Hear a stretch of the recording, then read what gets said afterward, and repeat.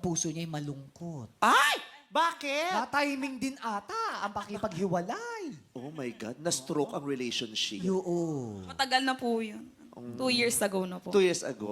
Oy, 2 years ago. Niloko ka. Parang ganun po. Ha? Ano ba nangyari? Kasi po parang may overlapping na nangyari. Tignan mo. Oo. In-overlap. Tinu-time ka. Ganon. Parang wala naman pong confirmation na ganun kasi brinake niya muna bago siya pumasok. Pero parang ganun na din. Hindi naman pwedeng Pero isang kung week brinake pa ka lang. naman muna niya pala, di walang ano. Parang ganun na rin po kasi after 1 week meron agad eh. So hindi naman pwede sa 1 week na yun, dun pa lang sila nagkakausap. Paano mo naman nalaman na sila na nun? Kasi same circle of friends lang din po. May haka-haka? May mga marites ka lang narinig? Yes po. Ano? Masakit yung naranasan mo noong mga panahon na yun. Okay lang po sa akin na na-break kami. Hindi medyo okay, yung kakilala ko lang. Yung ganun po. Ay, kakilala mo pa yung pinalit?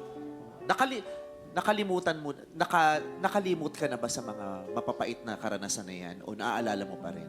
Nakakalimot na po, syempre. Ano 2 na? years ago na po yun eh. Mas marami pa pong masamang nangyari sa akin. Nakalimutan kaysa mo na dun. lahat? Yes. Makapag-move on ka na? Pero hindi mo nakalimutan na tinutime ka niya.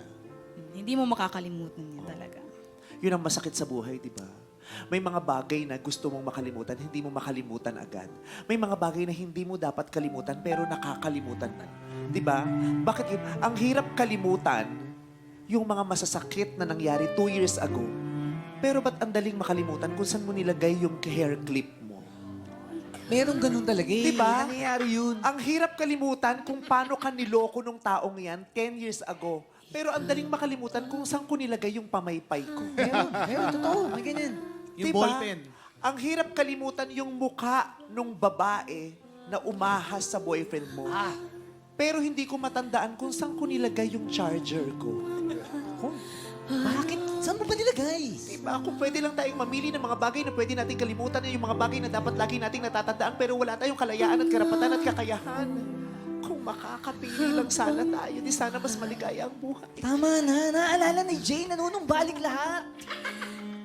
Tawagin Sino na lang bang natin. nagtanong, di ba? Di ba ikaw, Bong? Eh, pinush mo pa eh. Pero kung makatama na, parang ako yung sa akin galing, di ba? Ako na naman yung masama. Pero ang nagsimula, iba. Ikaw lang to. Parang lagi akong biktima ng ganyan. Sila yung nagsimula, ang ending, ako yung masama.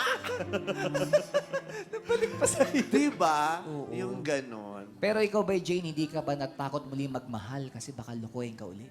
Hindi po. Hindi kailanman matatakot magmahal kasi hindi mali ang magmahal. Pero ang masakit, di ba? Gusto mong matagpuan yung pag-ibig, pero hindi mo matagpuan. Kasi, Pero may mga bagay na ayaw mo matagpuan, pero natagpuan mo. Yung pag-ibig, hinahanap mo, hindi mo makita.